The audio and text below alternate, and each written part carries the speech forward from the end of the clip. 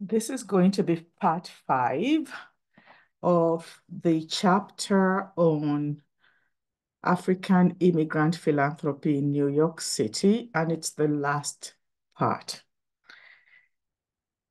Many community-based organizations that have established an institutional presence in the African immigrant community are organized around ethnicity.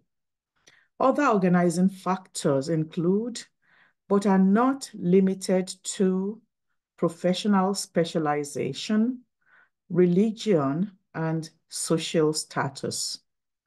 A few examples from the African immigrant community include, but are not limited to, those described briefly below.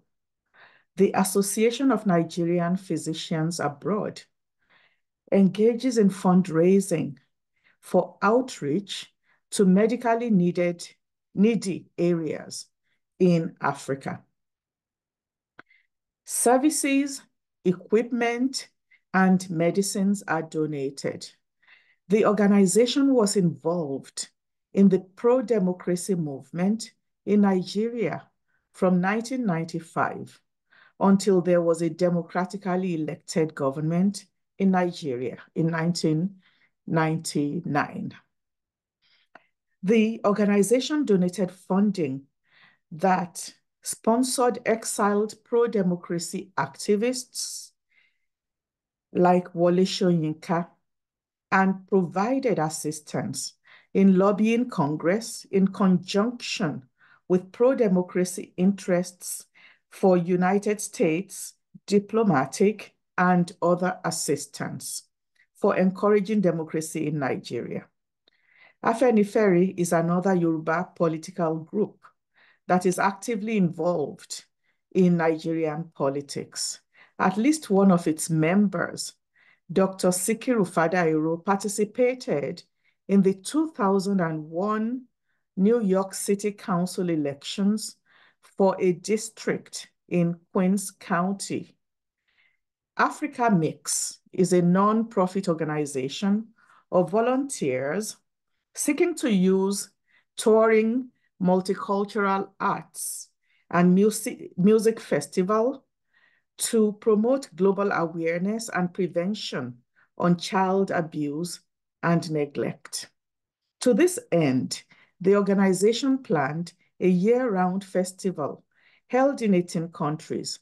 Its goal was to, quote, raise global consciousness and funding for the prevention of child abuse and neglect in Black communities as a way of encouraging and supporting the nonprofit and non-governmental organizations providing residential services and therapeutic foster care for abandoned, abused, and neglected children, unquote.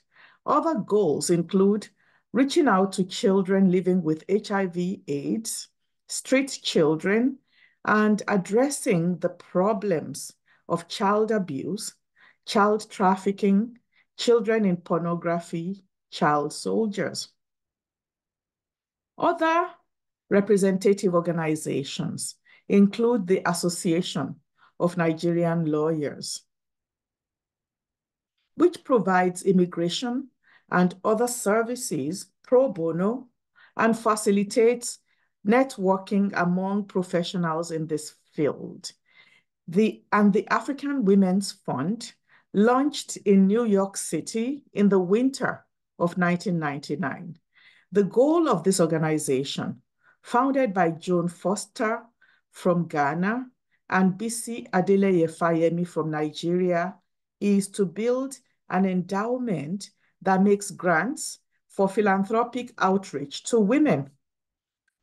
There's also Nawiyon, which is a Sierra Leonean non-governmental organization, a nonprofit that gives assistance, that was organized to give assistance to refugees and asylees from Sierra Leone during the civil war of that country. There is Sauti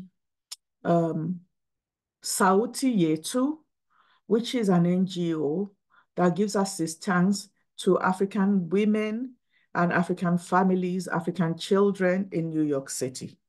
Finally, the Yoruba Alliance was established in November 1996 with 8 independent US-based activist and progressive organizations. The Alliance is a community-based umbrella organization whose individual organizational members send 5 delegates to represent them at the Alliance General Assembly meeting, which is a monthly gathering. Let me also talk about African Services. African Services is an organization that also gives assistance to African immigrants, African refugees, African asylees. It does advocacy and it does direct services.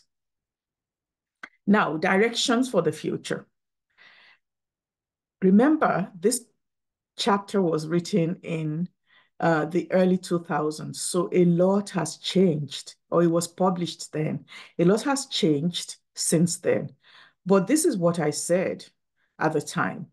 African immigrants need to engage in vigorous interactions, collaboration, and relationships with those beyond the familiar ethnic, national, and regional boundaries that limit the depth and breadth of past and contemporary philanthropy. And I have to commend Sauti Yetu, African Services, and others that are doing this. Faith-based institutions have in many ways led the effort to organize outreach to African refugees. Catholic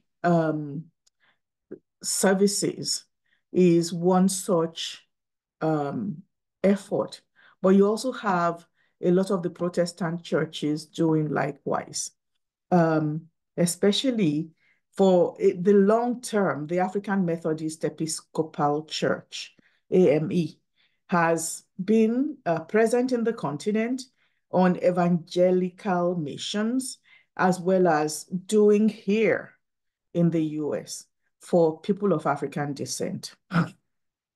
So these efforts by the faith-based institution ought to be strengthened and extended.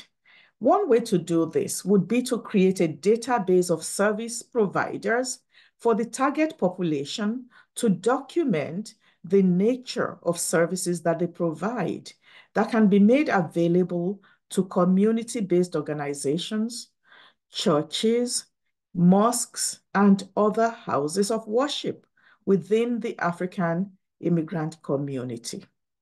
The larger institutional philanthropic community must develop deeper and more extensive coalitions with African community-based organizations, professional associations, and faith-based organizations. By the way, I forgot to mention that Nigerian nurses are also highly organized as are Nigerian social workers. And I bet if we look in other African immigrant communities, we'll find evidence of such organizations. There's need for them to come together and synergize so that the efforts they're making would have more amplitude, okay? So the larger institutional philanthropic community must develop deeper and more extensive coalitions, I'm repeating, with African immigrant-based organizations, professional associations, and faith-based organizations to identify issues, develop strategies, and use the expertise of Africans in the service of their own people. They need to be intimately and intricately connected to the communities that they purport to serve. This could be accomplished by recognition that African immigrants have considerable leadership skills that would, if mobilized, transform the face of advocacy, relief, and philanthropy. This represents the beginning of research, I said at the time, to identify and document African immigrant philanthropy. The most important point to be made is that these efforts are deeply grounded in the philosophical traditions of African peoples. They also draw upon Western modes of institutionalization. The danger is that the more the groups become institutionalized to the extent that they associate modernity and progress with Westernization, the more they would lose the philosophical traditions that ground them.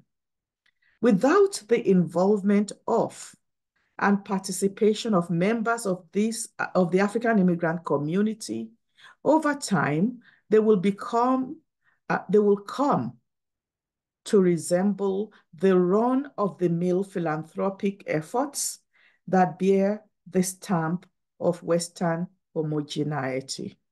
And in my opinion, this would be most unfortunate. Thank you.